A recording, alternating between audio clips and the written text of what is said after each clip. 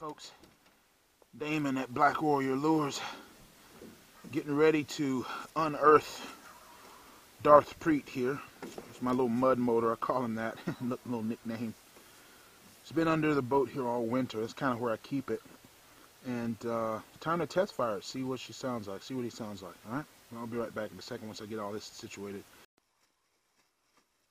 Alright, once again, all winter, how do you store your...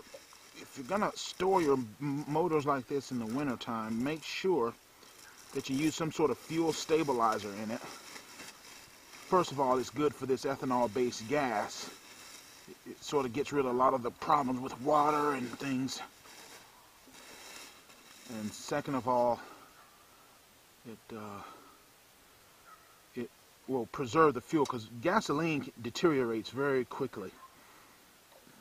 It doesn't take long for gasoline to go just lose it. You get varnish in the various parts and things. So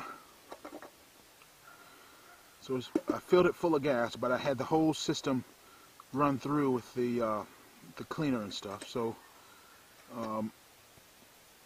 oil here.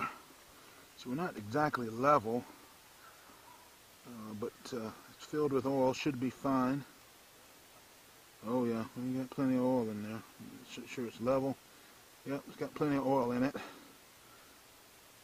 In fact, I found with these mud motors you have to overfill them with oil a little bit, so that the motor will. So when you're out there on the river and stuff, the motor will.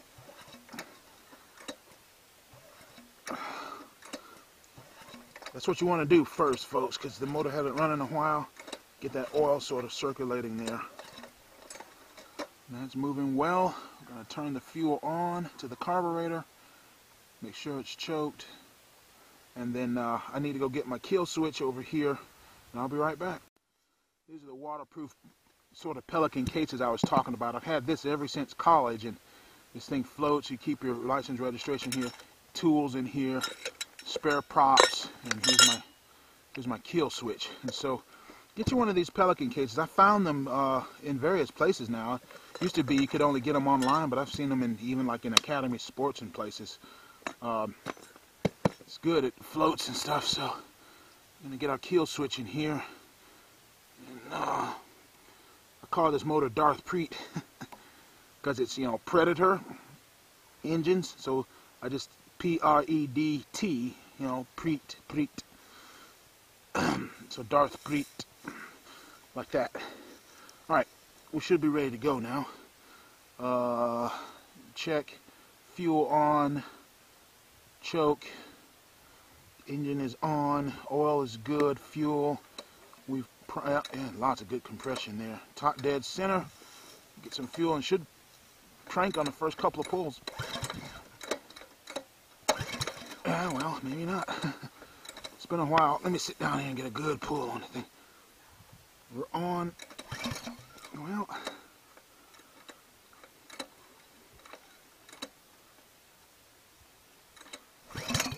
yeah, we're getting there. Hoping it would start up a little easier. They start up a little slower once they've been sitting up for a while, but we'll see. Well, huh.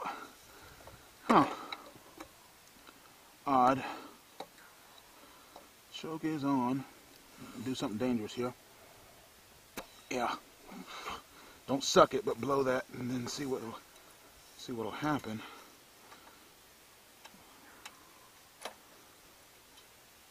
Okay. So this happens sometimes. Make sure the kill switch is wired. Yes, it's wired. Yeah.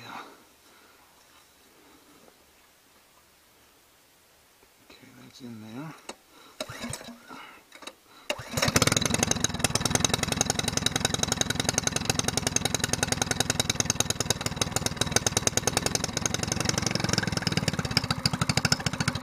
There she goes. There he goes.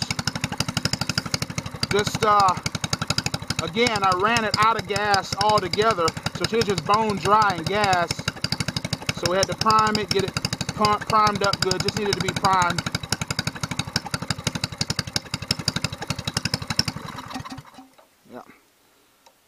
gonna do that again. Let's see what we. Let's see, should be fun to go. Here we go. Oh, come on now. Oh, I keep forgetting the procedures there. See,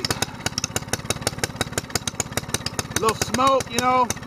It's easy to burn off. It's easy to get the choke off. Almost sounds like a four-wheeler.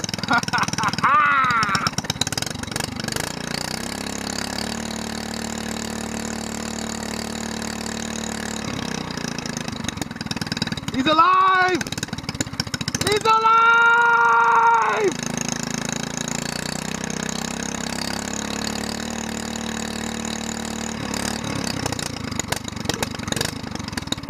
Yeah. Let's try it again. Almost always needs choke when you cut it off, even when the motor's hot. There we go, top dead.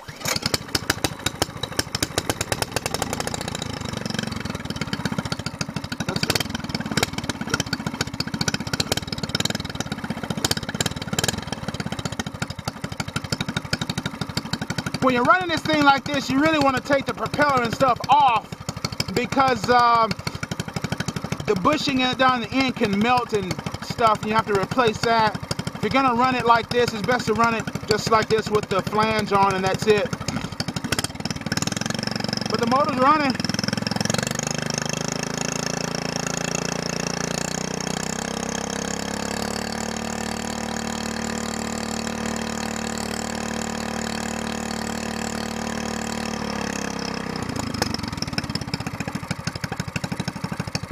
Let's do another run. One more run. Make sure all that's good and going.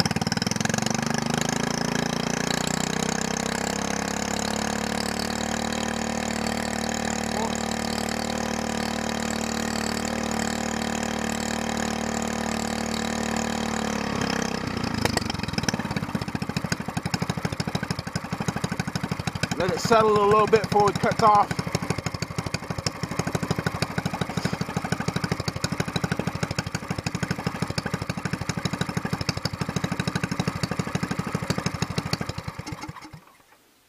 Choke it there, turn the fuel off there, and put this back on top dead center. That way nothing can get inside the motor itself like bugs and stuff. And I need to get some sort of vent or filter for these two things, because bugs can get in there and sit, dirt dabblers, they'll get in here and clog this up. Solitary bees get in there and clog all that up, and you know, you'll make problems. But as you can see, it runs pretty well. I mean, this has been, I haven't cranked this thing up since not, you know, much after Thanksgiving of 2014, and here's the first thing. I mean, you've seen it crank up. It took, you know, after you let it sit up over the winter, it's how it is with all your mowers. You have to, you know, especially when I do it, when I shut them down, I cut the fuel here, let it run out of fuel completely, and then I make sure that the whole system has that fuel stabilizer cycle through it, and then run it bone dry of gas. So it takes time to prime it. Then it's a self-priming thing. It has to go with gravity. It's gravity fed. This cup has to fill with gas, and then it has to fill over into the bowl, and then you got to get it all going. But once you do that, from everything I've read with these motors, they do, if you let them sit up for a long time, they are harder to crank. But as you can saw, it just, once it started cranking, it just cranked every time. Let's try it again. Motor on, fuel on, choked, top dead center, crank.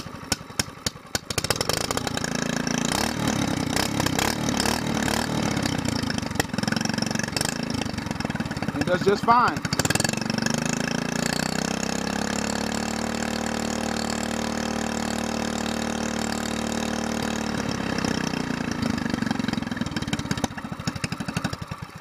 So once it starts running, she does all right. So then there's that, close that off. And once again, I always put that motor back to top dead center. And so if you guys are interested in how to hot rod these motors, one of the things I want to do is start to, now you've seen me modify this, you've seen me modify the tailpipe, And I want to put some more videos on how I've modified this thing, especially here with the Venturi and the carburetor. And I'm going to have to do that. And then what I really want to do is get into some interior components, like the free wheel here, the flywheel here, and then in here inside the motor with the camshaft and all kinds of things in there to really unlock what this motor has to offer.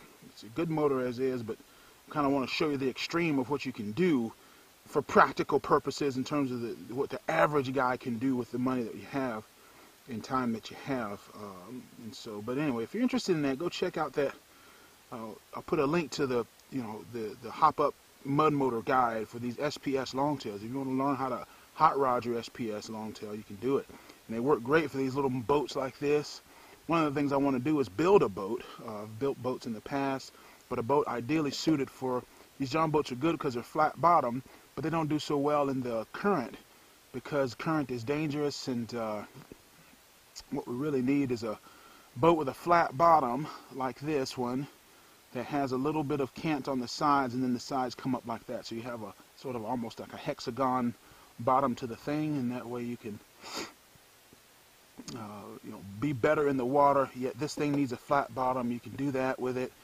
Stretch this little 12-footer out, make it more like 16 or 18 foot, and this transom needs to be coming forward instead of back. That's just how that works. But anyway, I'm just rambling here, just happy to get out here and get the motor finally up and running. Plan on doing some trolling this spring, as you saw me talk about the trolling rig, the outboard trolling rig. This time of year I love trolling for spotted bass up on the lake and really on the Black Warrior River, because there's a series of lakes along that river. And so there you go.